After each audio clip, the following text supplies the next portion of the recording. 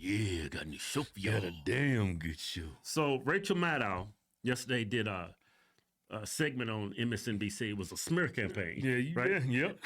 She went Exactly what it after. was. She's going after Elon Musk Right. and the Trump administration about about a contract for electric armored vehicles. Right. And the way she spent her news segment, it's like making it seem like Elon Musk is trying to get his money back for helping get Trump elected, right? Right. That's how she's funded. She was like, hey, I'm your biggest donor. I'm trying to get my money back. I'm going to get this $400 million contract for Tesla. Yeah, right here. Yeah. Okay, so here's the segment by this fraud of a journalist. Yeah. Well, now, as the top campaign donor to U.S. President Donald Trump, Elon Musk has apparently somehow convinced the United States government, specifically the United States Department of State, that the taxpayers of the United States of America should spend $400 million buying, quote, armored Tesla production units. MSNBC's Rachel Maddow covered that alarming story on her show last night, but she's leaving out some pretty crucial details about that massive Tesla contract. And we'll tell you what the details are after you watch the rest of what she had to say. TYT is going to rip her apart. Since I think the only supposedly armored production vehicles Tesla makes are these hilarious trucks, this really appears to be the State Department announcing, putting in writing that it's going to spend $400 million buying these paperweights. This is our media, everybody. From Elon Musk. Yeah, that's the mainstream media. Yeah. This is our media. She should be able to get sued for defamation for this.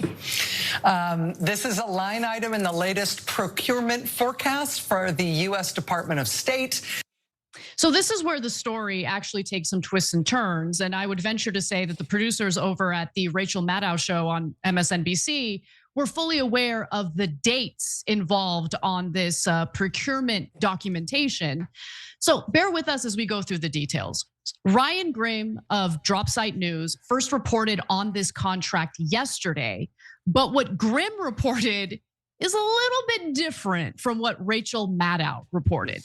Totally different. Let me give you the relevant portion of Ryan Grimm's reporting here, where he says that the State Department's procurement forecast, revised as of late December 2024, lists Tesla as the recipient of the largest expected contract, with Marco Rubio's department planning to buy $400 million worth of armored Tesla.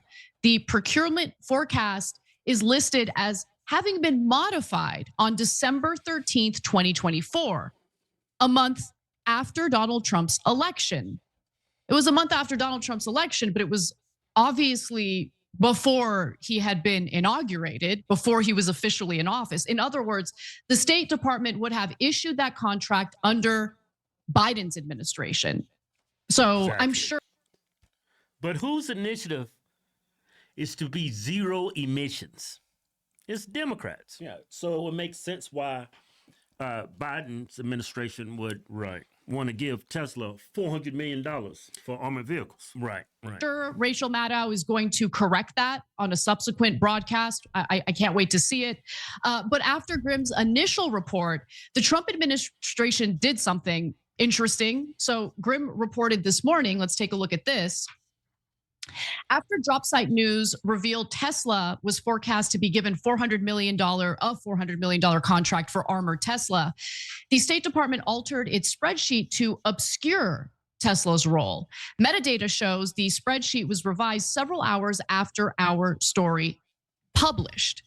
And the twists and turns don't stop there. So after that post, the State Department reached out to Dropsite News directly, which sounds kind of scary, but it's not, because they wanted to say that the Tesla contract is actually now on hold.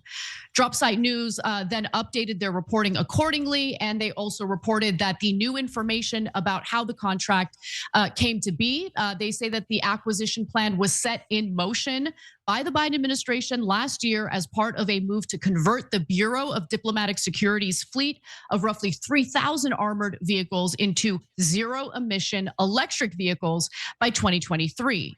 And in April of last year, the Bureau of Diplomatic Security issued a request for information to see which electric vehicle manufacturers would be interested in taking on that request. Now, according to the Trump State Department, only one company showed any interest in this contract, and that one company happened to be Tesla.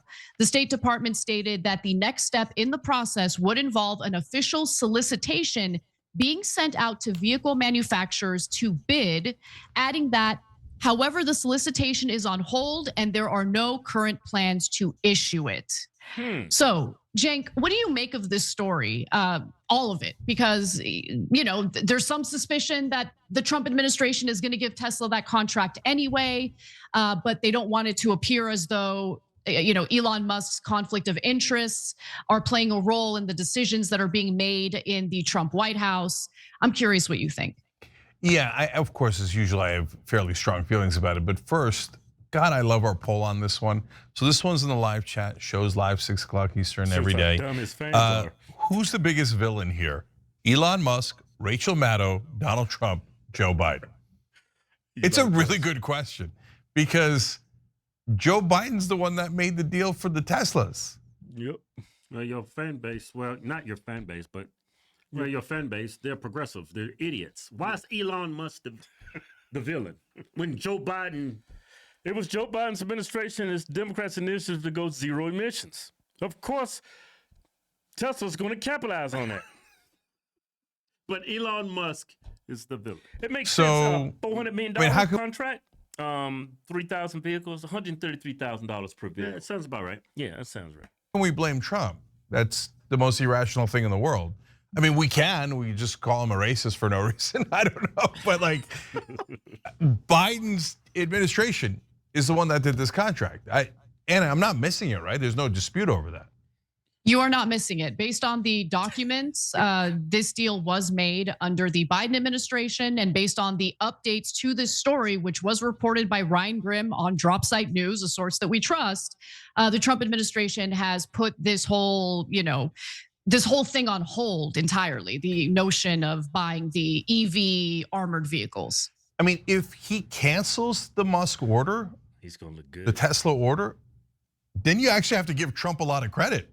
Like Biden wanted to give $400 million to Tesla and Trump is saying no. I don't think he'll cancel it. I think there's an easy layup for him because he'll get to say, well, I didn't give it to him, Biden gave it to him.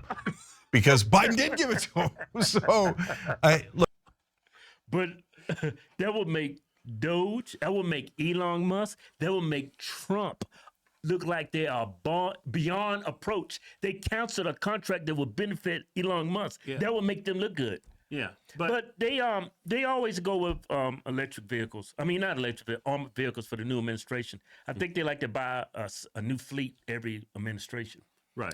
Usually Tahoe or Cadillacs. Yeah. What do you think happened? You think Rachel Maddow was just sitting at her desk and this came across and it was like, yes, we got him. Yep. Because that whole narrative been like, look, Elon Musk is trying to enrich himself. Trump's going to enrich him for helping him get him elected. Right. You know what I'm saying? Right. I think once this came across her desk, he said, man, we finally got him. We can prove that it's an oligarchy. They're trying to take over the country. They're stealing from the American public. That's why she jumped to the story and she didn't do her due diligence. She let her biases dictate on her reporting, which is going to bite her in the butt.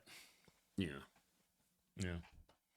Man, look, I'd be surprised if they didn't go forward with this. And then, again, the source matters here. And Ryan Grimm is one of the most trusted reporters in the country, cares deeply about the facts, et cetera. So if it turns out that it's also true that there was no other bidders, I hate no bid contracts, but if there's no other bidders, what are you gonna do? There's nothing you can right? say. So look, I'm curious what Rachel's gonna do about this because look, I've criticized her from time to time for just doing Democratic talking points. I remember back in the day when we worked out Air America together, she was a real, progressive and honest actor, et cetera. In my experience at MSNBC, she's criticized Democrats a total in a couple of decades.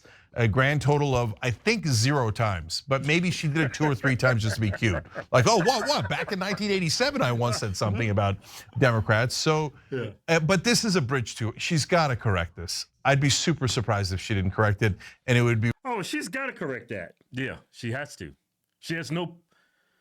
She has no other choice. You're gonna get sued. Mm-hmm. But he's gonna get his contract.